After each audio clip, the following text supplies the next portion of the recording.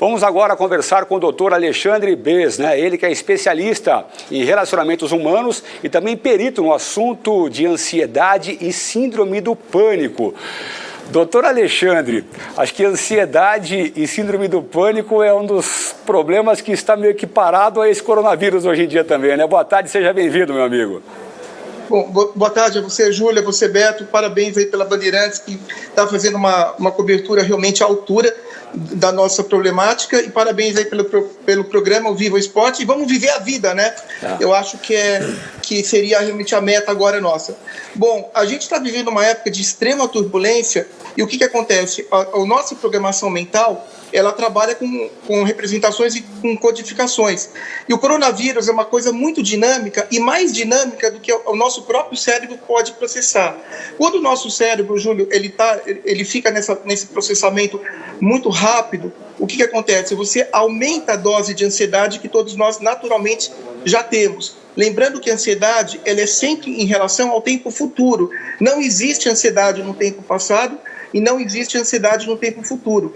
E esse tempo futuro nosso, ele está provocando essa ansiedade também, porque todo mundo quer uma cura, todo mundo quer uma solução. Então, a minha preocupação realmente, a minha preocupação realmente é em relação a essas pessoas que têm essa problemática de ansiedade e de depressão, e elas vão, naturalmente, elas vão o quê? Elas vão aumentar sozinho, aumentar o seu grau de patologia já existente, aonde realmente não tem uma solução. Por quê? Porque você perde o controle. A gente está falando de uma coisa onde a incerteza perambula entre todos nós, independente se é aqui no Brasil ou em qualquer outro lugar. Então, essa ansiedade ela é muito nociva porque nós não temos nenhuma informação de controle. E aí, a partir do momento que você perde o controle, Júlio e Beto, você vai aumentar essa ansiedade porque o pânico é muito grande. Lembrando que a gente está falando aqui numa doença de morte, né? Essa doença, o pior caso pode ser a morte. E o que acontece? A síndrome do pânico, que é uma das manifestações de ansiedade, ela vai fazer o quê? Ela vai aí aflorar nas pessoas que já são ansiosas, naquelas pessoas que poderiam não ter tido a síndrome do pânico, mas ela já tem uma síndrome do pânico não manifestada, e para mesmo pessoas que não tenham síndrome do pânico, você pode ter sintomas de pânico sem a síndrome do pânico estar necessariamente instalada no aparelho mental da pessoa. Agora, o problema é que a pior... Agora, desculpa. Alexandre, você estava falando sobre a preocupação das pessoas com a doença. Eu creio que a preocupação das pessoas hoje não é somente com a doença também, é com o amanhã. E com o que eu vou comer, como é que eu vou pagar minhas contas, como é que eu vou declarar meu imposto de renda, como é que eu vou cobrir o banco, como é que eu vou viver. A gente tem várias pessoas, a grande maioria se preocupa, não é só com não se contaminar, não ficar enferma, é também como lidar com o dia a dia nessa situação que estamos enfrentando atualmente. Olha, Júlio, boa sua pergunta. Na realidade, justamente, o amanhã é que provoca essa ansiedade. Então, a gente está lidando com agente patogênico, com esse vírus, né, que realmente ele leva a pessoa à morte. E levando a pessoa a essa ideia iminente de morte, ela entra num desespero. Quando o desespero aumenta, tudo isso que você perguntou, fica mais difícil você controlar, porque você perde o quê? Você perde dois elementos essenciais, que seriam o quê? O controle e a tranquilidade. Sem você ter o controle e a tranquilidade, você não consegue se preparar para aquelas ações que poderiam ser tomadas numa esfera mais tranquila.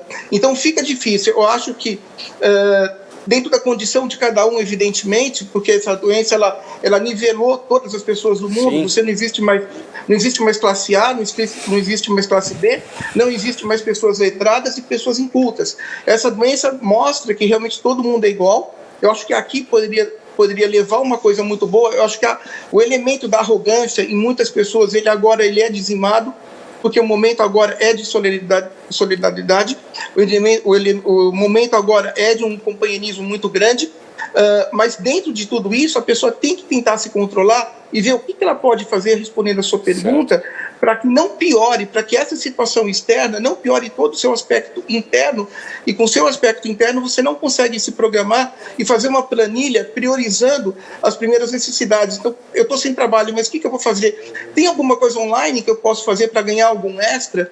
Porque as contas básicas têm que ser pagas, né? E as pessoas têm que se alimentar, porque se você não se alimenta, você não produz e você não vive. Então, é uma coisa muito complicada, porque não é só a questão de você ficar em casa, é a questão de você também produzir e se alimentar. Lembrando, Júlio e Beto, eu acho o seguinte, eu acho que a palavra, né, não é isolamento social, é distanciamento social. É isso, porque você não está isolado, você está numa comunidade online e você está podendo, para aquelas pessoas que vivem em casa com alguém, ou mesmo aquelas que vivem sozinhas, mas participar online e viver agora o momento online. Porque isso vai passar.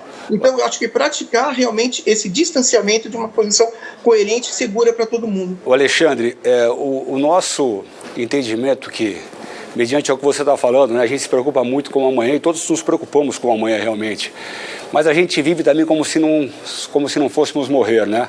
Nós temos uma ideia de que daqui 4 anos eu vou me formar, daqui 10 anos eu vou ser um pai de família, daqui 5 anos eu vou fazer isso, e a gente não sabe como vai ser o dia de amanhã.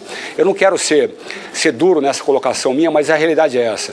Uma vez eu ouvi numa rádio, Beto, o locutor falou uma coisa que para mim foi muito sábia. Ele falou, para que você se preocupar com algo que vai se resolver, se ele vai se resolver? E para que você se preocupar com algo que não tem solução, se não tem solução? Então, é uma coisa que a gente tem que, nesse momento de dificuldade que estamos vivendo e que o Alexandre bem colocou agora, é um momento de alinhamento da humanidade.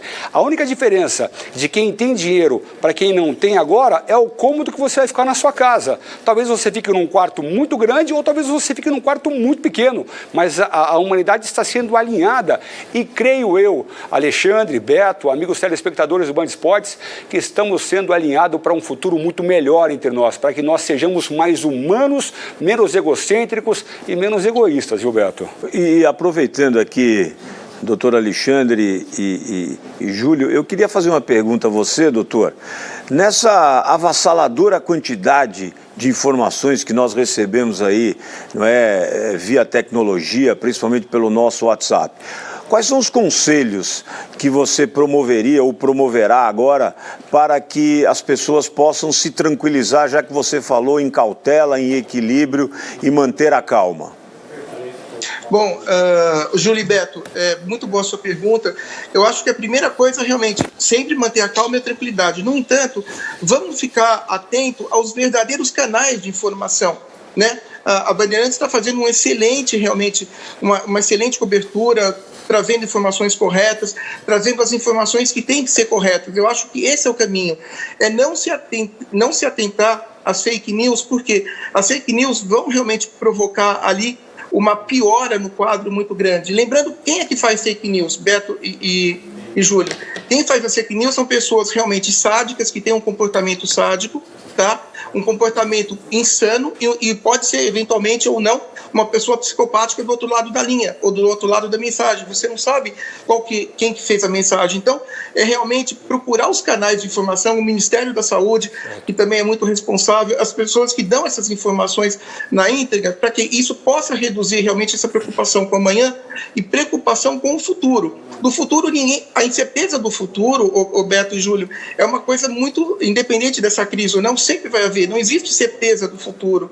Por isso é importante a gente aproveitar o momento e realmente a gente se unir nesse momento, que é o que está acontecendo agora. Agora, porém, o que você pode fazer com as informações? Se você está muito preocupado com essas informações, se você está muito aflito e está trazendo um conflito interno muito grande, tenta um pouco se esquivar dessas informações. Desliga um pouco os canais e não fica o dia inteiro procurando essas informações, para que você possa, dentro do seu aparelho de ansiedade, reduzi-lo, para que o seu aparelho mental não seja tão assim metralhado por essas informações. Você, dentro desses meios tempos, você pode fazer pequenas intervenções de relaxamento, uma meditação que é muito importante, a sua ginástica em casa, lembrando que a ginástica não é na academia e não é na academia dos seus prédios, é no seu espaço geográfico. O que é o seu espaço geográfico? Até a porta do seu hall social até a porta do seu serviço para quem tem. Então, dentro de casa, yoga acho que é uma prática muito interessante, eu não domino o tema, mas é muito interessante. Você também pode fazer respirações inspirando positividade. A partir do momento que você inspira essa positividade, você está injetando, né, ânimo para você mesmo e expirando negatividade. Então, tenta trabalhar de uma maneira positiva para que seu cérebro consiga processar as informações reais que estão sendo ali mantidas, né? E não as informações reais. Tá certo. Ô, doutor Alexandre, a gente vai encerrar a sua participação com a gente por aqui agora, porque nós temos mais 2 convidados também, mas olha, muito bacana o seu bate-papo com a gente aqui e essas informações sobre o controle da mente agora é bem importante, essas informações que o senhor falou também agora sobre não ir para academia, aliás, as academias de São Paulo estão todas fechadas, as academias dos prédios também estão todas fechadas também. Então é um momento agora de conscientização, de alinhamento e de controlar a mente, não exercitar somente o corpo, exercitar também a mente, que é muito importante agora, porque é onde você vai ter a maior batalha nesses dias de confinamento. A gente fala confinamento porque é a realidade. Nesses dias que você vai ter que ficar guardado em casa, sai somente se for necessário, tá? Muito obrigado pela participação sua aqui no nosso programa e a gente vai se falar mais vezes, doutor Alexandre. Forte abraço. Olha, obrigado a todos os amigos da Band, a você, Júlia, a você, Beto, que esse programa continue sempre trazendo a informação necessária e correta nas horas precisas. Mais uma vez, eu agradeço a participação. Valeu, doutor Alexandre.